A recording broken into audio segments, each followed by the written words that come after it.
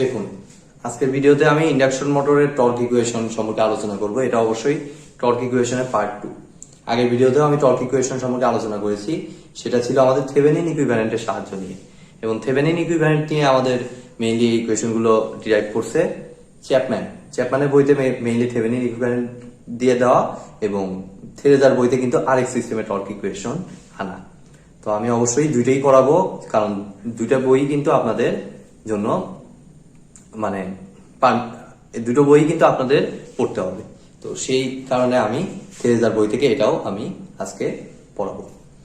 তো দেখুন, প্রথমত আমি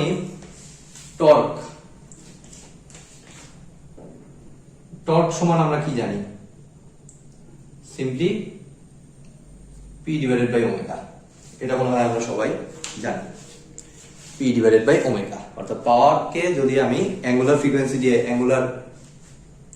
ফ্রিকোয়েন্সি দিয়ে ভাগ করি, তাহলে মেইনলি আমরা পাই টর্ক। তো এটিকে কাজে লাগিয়ে আমি দেখুন, এখান থেকে সিম্পলি আমি বলতে পারি torque is proportional to P. আমরা জাস্ট পাওয়ারটাকে ইকুয়াল ধরে প্রপোর্শনাল ধরে আমরা মেইনলি এই ইকুয়েশনটা আনবো, টর্ক ইকুয়েশন। তো এখান থেকে আমরা বলতে পারতেছি tau is proportional to P. আমরা যদি শুধু প্রপোর্শনাল লিখি, ওমেগাটাকে ফিক্স করলাম, জাস্ট পাওয়ারটাকে চেঞ্জ করলাম, তাহলে tau is proportional to P. এটা মনে হয় সবাই বুঝতে পারছি, ভেরি ইজি। তো এই পিটা মেইনলি কোন পাওয়ার? তো টর্ক আমরা মেইনলি পাই হচ্ছে রোটরের যে আউটপুট সেকশন, সেই জায়গার পাওয়ারটা মেইনলি আমাদের পি। তো সেই পাওয়ারটা অ্যাকচুয়ালি কি আমাদের দেখুন তো এটা কিনা, torque tau is proportional to P. রোটরের ইএমএফটা আমরা মনে করলাম E R, rotor EMF, rotor current, আর পাওয়ার ফ্যাক্টর।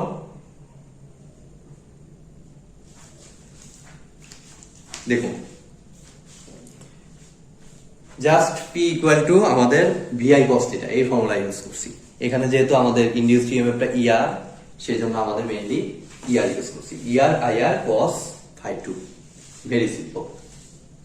এবং আমাদের ডিসি মেশিন বলুন বা এসি মেশিন বলুন, সব ক্ষেত্রেই আমাদের ইএমএফ ইকুয়েশনটার যে ফরম্যাটটা, সেখানে আমাদের এই ইআর কে আমি কি বলতে পারি? প্রপোর্শনাল টু ফাই বলতে পারি, ঠিক আছে? তাহলে এখানে tau is proportional to phi into IR cos phi two. আমি পাশে সাইড নোট দিয়ে দিচ্ছি, যেহেতু সরাসরি লিখে ফেললাম একটু।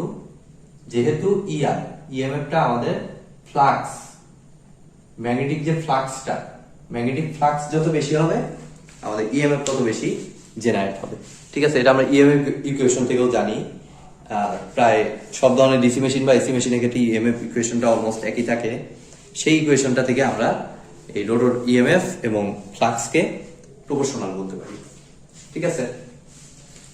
এখন দেখুন, এখান থেকে আমি tau is proportional to phi, আর আইআর এর জায়গায় কি আমি এটা বলতে পারি না ওহমস ল? সিম্পলি যদি ওহমস ল অ্যাপ্লাই করি,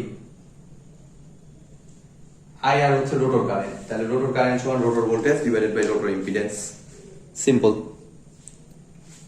এবং এখান থেকে আমি এক কাজ করি, সমানুপাতিক তুলে দিয়ে আমি একটা কনস্ট্যান্ট আনি, প্রপোর্শনাল তুলে দিয়ে আমি একটা কনস্ট্যান্ট আনতেছি, যে কনস্ট্যান্টটাকে আমরা বলি কে ইনটু ফাই, যা আছে তাই। আর দেখুন, ইআর কে আমরা জানি যে রোটর ইএমএফটা হয় হলো, আমরা আগের ভিডিওতে করেছি যে স্লিপের সাথে নো লোড ইএমএফ, যেটাকে আমি E20 বলি, এটাকে আমরা E2 দ্বারা প্রকাশ করলাম। ER equal to S into E2 বলতে পারি, ঠিক আছে? রানিং অবস্থায় যে স্লিপটা, তাহলে ইআর সমান এস ইনটু E2। আর জেড আর হচ্ছে অ্যাকচুয়ালি আমাদের কি, ইন্ডাকশন মোটরে কি থাকে? আমাদের রোড সাইডে একটা রেজিস্ট্যান্স থাকে আর একটা ইন্ডাকট্যান্স থাকে। তো রেজিস্ট্যান্সটা হচ্ছে normally R2 square plus S into x2, তার উপর স্কয়ার, অবশ্যই তার রুট হবে। এটা আশা করি সবাই বুঝতে পেরেছেন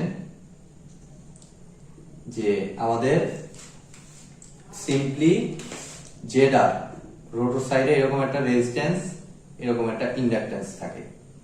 এটা হচ্ছে R2, এটা হচ্ছে J ইন্টু SX2। তো এই দুটার কম্বিনেশন হচ্ছে আমাদের মেইনলি Z2। তো Z2 সমান অ্যাকচুয়ালি হচ্ছে আমাদের R2 প্লাস JS X2। তো অবশ্যই এখানে মডুলাস চিন্তা করতে হবে, Z2 এর মডুলাস আমাদের আনতে হবে। Z2 বলতে ZR অ্যাকচুয়ালি, এটা ZR। তো ZR এর মডুলাস হচ্ছে আমাদের অ্যাকচুয়ালি কত, এটা হলো কমপ্লেক্স ফর্মে। মডুলাস হচ্ছে আমাদের রিয়েল পার্টের উপর স্কয়ার প্লাস ইমাজিনারি পার্টের উপর স্কয়ার। এটা আমরা কমপ্লেক্স নাম্বারের ফর্মুলা ইয়া থেকে সবাই জানি, বেসিক থেকে। R2 স্কয়ার প্লাস SX2 তারপর হোল স্কয়ার। তো এই ZR এর ভ্যালুটাই আমি এখানে বসিয়ে দিয়েছি। আর কিছু সিম্পল একটা জিনিস। এবং আমরা একই সিস্টেমে cos phi2 এটাও আমরা বের করব। তো এর জন্য আমাদের একটু ডায়াগ্রামে যেতে হবে। যেহেতু ইম্পিডেন্সের সাপেক্ষে আমরা করতেছি, এদিকে মেইনলি R2, আমরা সবাই জানি এই ডায়াগ্রাম অনুযায়ী রিয়েল পার্টে থাকে R2, ইমাজিনারি পার্টে থাকে S ইনটু X2, আর এই পার্টে থাকে আমাদের root over R2 square plus SX2 তারপর হোল স্কয়ার। আর এই যে অ্যাঙ্গেলটা, এটাই মেইনলি আমাদের power factor angle actually phi2। ঠিক আছে। তো এখান থেকে যদি আমরা সিম্পল ট্রাইগোনোমেট্রি অ্যাপ্লাই করি, তাহলে cos phi2 ভ্যালুটা আমরা দেখুন ভূমি বাই অতিভুজ, অর্থাৎ R2 divided by root over R2 square plus S into X2 এর উপর হোল স্কয়ার। এখন আমি দেখুন আমাদের এই ডায়াগ্রাম আর লাগতেছে না, এটা জাস্ট বোঝানোর জন্য আমি আঁকিয়েছিলাম। এখন আমরা যদি একটু এই জায়গাটাতে ফোকাস করি, তাহলে আমাদের দেখুন tau is equal to k phi S e2 R2 divided by আমাদের কত হচ্ছে, এই দুটো গুণন করে দিলে আমাদের হচ্ছে R2 স্কয়ার প্লাস SX2 এর উপর হোল স্কয়ার। ঠিক আছে, সিম্পল একটি বিষয়। এখন দেখুন এটাকে আবার আমরা ইএমএফ এর দিকে নেওয়ার চেষ্টা করবো। এই ফ্লাক্স থেকে, ফ্লাক্সটা আমরা ER থেকে ফ্লাক্স আনছিলাম ইকুয়েশনটাকে একটু সিম্পল রাখার জন্য। এখন আবার আমরা ফ্লাক্স থেকে E2 তে চলে যাব। তো ইএমএফ ইকুয়েশন অনুযায়ী আবার phi is equal to আমি বলতে পারি কি বলতে পারি, phi is proportional to E2 বলতে পারি। তাহলে phi is equal to আরেকটা কনস্ট্যান্ট ইনটু E2 বলতে পারি। দ্যাট মিন্স আমাদের দেখুন k ইনটু phi এর কনস্ট্যান্টটাকে আমরা phi এর জায়গায় সিম্পলি বলতে পারি, মনে করুন k প্রাইম ধরলাম, k প্রাইম ইনটু E2 বলতে পারি, যেহেতু phi R E2 proportional to. ঠিক আছে, ইএমএফ ইকুয়েশন অনুযায়ী। তাহলে S E2 R2 divided by R2 square plus SX2 এর উপর হোল স্কয়ার। এখন উপরের অংশ মুছে দিচ্ছি আমি।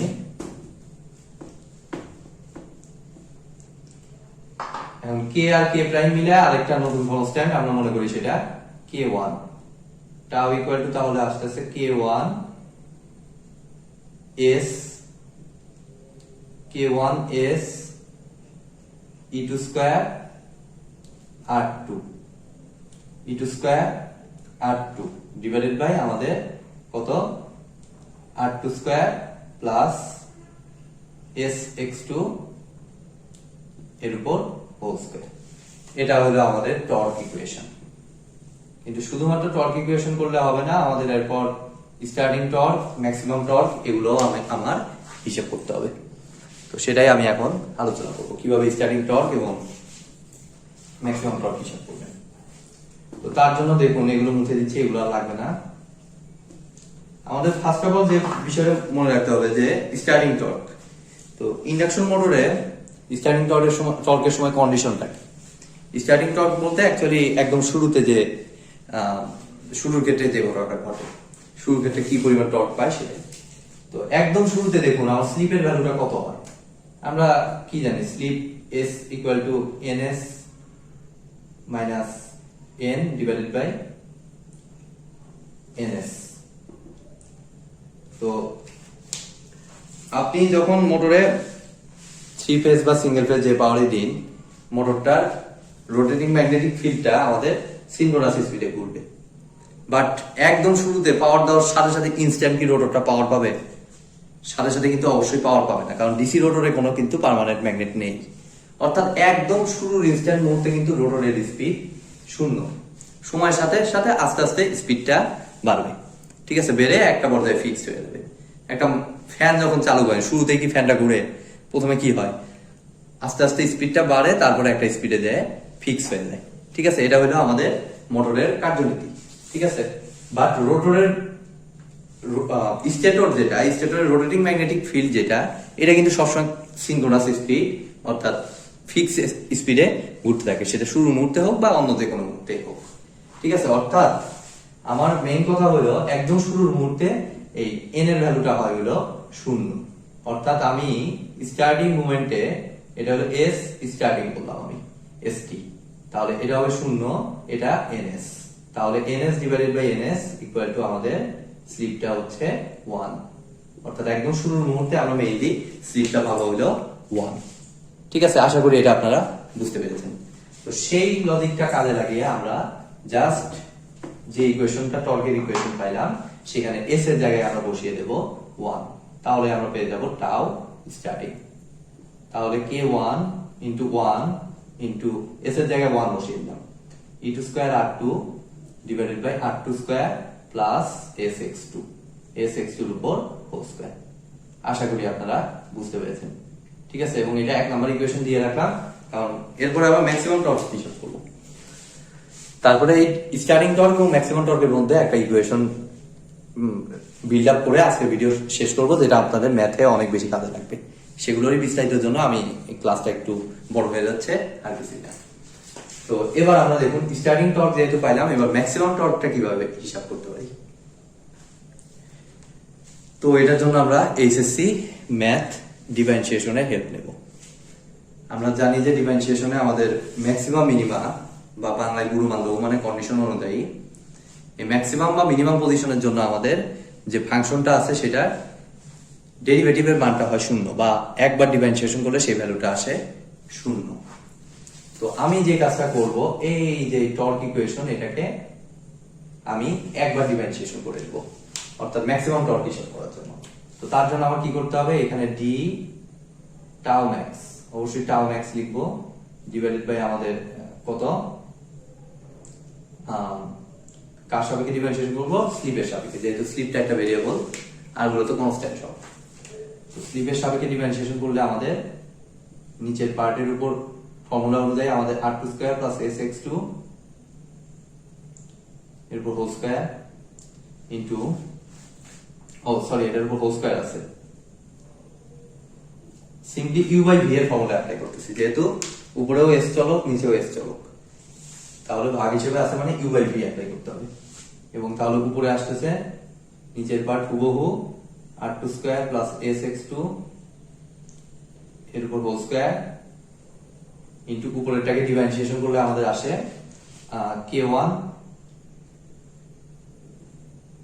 e2 স্কয়ার r2 মাইনাস, এবার হচ্ছে উপরের পার্ট হুবহু k1 s e2 square r2, আর নিচেরটাকে ডিফারেন্সিয়েশন করলে r2 স্কয়ার কে s এর সাপেক্ষে ডিফারেন্সিয়েশন করলে 0, যেহেতু এটা কনস্ট্যান্ট, আর এটাকে করলে 2s into x2 2s into x2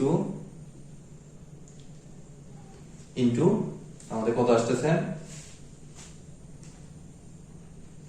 2s into x2 into কই গেল, হ্যাঁ এই যে ইনটু আরেকবার sx2 কে ডিফারেন্সিয়েশন করতে হবে, যেটাকে ডিফারেন্সিয়েশন করলে হবে x2, সিম্পল ডিফারেন্সিয়েশন করছি আমি। এবং অবশ্যই একবার ডেরিভেটিভ করে যেটা পাইলাম এটা হবে 0, তাহলে এই জায়গায় আমি 0 বসিয়ে দিলাম। এবং তারপর আমরা আর গুণ করব এটাকে, তাহলে আর গুণ করলে আমাদের আসতেছে দেখুন k1 e2 square r2 into r2 square plus sx2 এর উপর হোল স্কয়ার মাইনাস অনেক বড় রাশি k1s e2 স্কয়ার আর আচ্ছা ওইটাই হুবহু লিখি, এত হিসাবের দরকার নাই, ঝামেলা হবে। 2s লাস্টের দুইটা গাড়ি গুণন করে দেই x2 স্কয়ার ইকুয়াল টু 0। তো এই পুরো জিনিসটাকে ওই সাইডে পাঠিয়ে দিলে এটা ইকুয়াল, এটা কাটা। তাহলে দেখুন আমাদের k1 কাটা, e2 স্কয়ার কাটা, r2 কাটা, আর এখানে থাকতেছে r2 স্কয়ার প্লাস এটাকে এইভাবে লিখি s স্কয়ার x2 স্কয়ার, আর এখানে আসতেছে আমাদের 2 s স্কয়ার x2 স্কয়ার। তাহলে r2 স্কয়ার ইকুয়াল টু আমাদের আসতেছে s x2 তার উপর হোল স্কয়ার, যেটাকে আমরা স্কয়ার রুট করে দিলে প্লাস মাইনাস আসে, বাট এটার মান মাইনাস হবে না, শুধুমাত্র প্লাসটাই হবে, অর্থাৎ সেটা হবে r2 equal to s x2। এই ইকুয়েশনটা আমাদের কাজে লাগাতে হবে অবশ্যই। থেরেজার বই অনুযায়ী আমাদের কিন্তু ম্যাক্সিমাম টর্কের ইকুয়েশন কন্ডিশন কিন্তু আলাদা, বাট চ্যাপম্যানে কিন্তু কন্ডিশন অন্যভাবে বলা, ঠিক আছে? সো দুইটার মধ্যে কিন্তু পার্থক্য আছে এবং দুইভাবে হিসাব করলে কিন্তু রেজাল্ট কিন্তু মিলবে না, ঠিক আছে? সো বিষয়টা একটু মাথায় রাখবেন। r2 ইকুয়াল টু এখানে মেইনলি s x2। তাহলে এটা অনুযায়ী আমাদের এখন এই ম্যাক্সিমাম টর্কের ইকুয়েশনটা আমরা আনবো। এখানে সকল r2 জায়গায় x2 s x2 বসিয়ে দেব। তাহলে r2 equal to s x2 এক সাইডে 2 নাম্বার ইকুয়েশন দিয়ে রাখি। আচ্ছা, এরকম মার্ক করে রাখি তাহলেই হবে।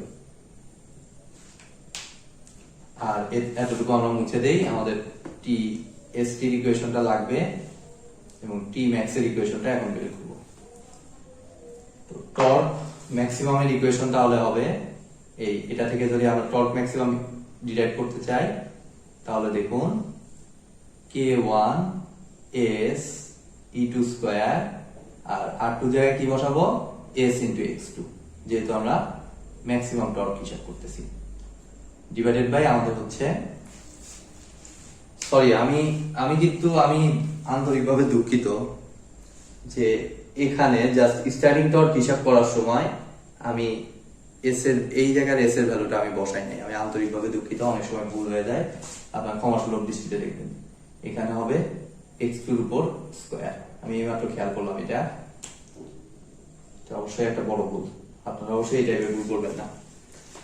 তো k1 into s e2 square আর r2 জায়গায় s x2, একইভাবে এই r2 জায়গায় s x2 বসিয়ে দিলে আমাদের আসতেছে s square x2 square plus s square x2 square, মানে 2s স্কয়ার x স্কয়ার। তাহলে এই s স্কয়ার এটা কাটা, একটা x2 কাটা যায়, আমাদের থাকতেছে টাও ম্যাক্সিমামের ভ্যালুটা k1 into e2 square divided by 2x2।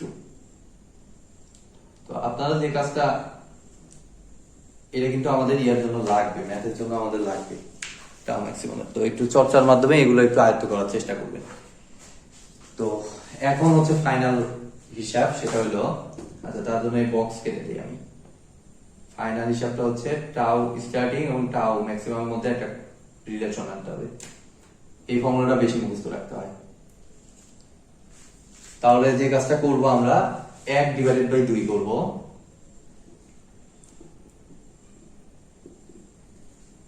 তাহলে আমরা পাচ্ছি দেখুন tau st starting divided by tau max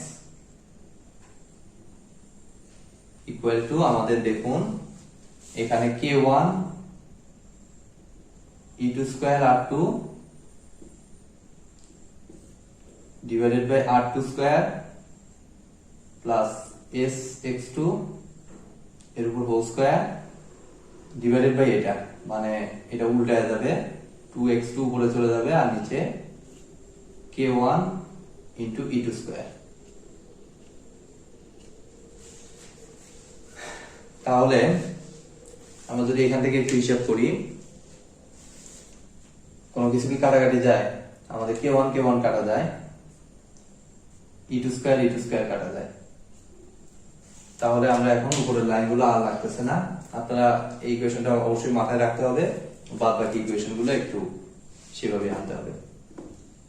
torque ইকুয়েশনটা তো অবশ্যই লাগবে, তার পাশাপাশি এই ইকুয়েশনগুলো এখন আর লাগবে না। টাউ ম্যাক্স এটাও লাগবে না এখন। এখন আমি যে কাজটা করব, এখান থেকে যেটা আসছে সেটা আমি হুবহু লিখে নিচ্ছি। Tau st starting divided by tau max equal to আমার আসতেছে 2r2 x2 divided by r2 square plus s x2 whole square.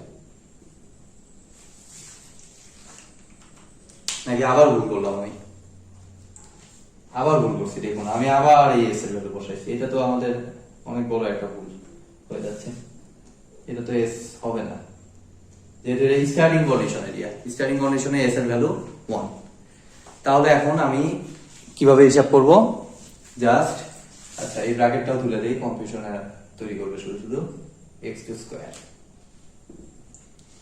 এখন আমি ফাইনালি যে কাজটা করব, এখান থেকে স্লিপের একটা ফরম্যাট আনবো, যেহেতু আমাদের লাস্ট ফর্মুলা হিসেবে ওইটা দেয়া আছে, সরাসরি ওইটা ম্যাথ আসে, তো যার জন্য ওই ফরম্যাটে আমি তৈরি করে নিব। অর্থাৎ এভাবে যদি আমি নেই, তাহলে r2 জায়গায় আমি বসাইতে পারি x2 যা আছে তাই, আর r2 জায়গায় আমি বসাইতে পারি s into x2। অবশ্যই সেই s টা হবে s max, ঠিক আছে? কারণ এটা ম্যাক্সিমাম কন্ডিশনের জন্য বসাচ্ছি, ঠিক আছে? ডিভাইডেড বাই আমাদের আবার r2 জায়গায় তাহলে s x2, তাহলে s max x2 তার উপর হোল স্কয়ার, মানে s max এর উপর স্কয়ার ইনটু x2 এর উপর স্কয়ার প্লাস x2 এর উপর স্কয়ার। তাহলে এখন আমি tau st divided by tau max equal to আমাদের আসতেছে, দেখুন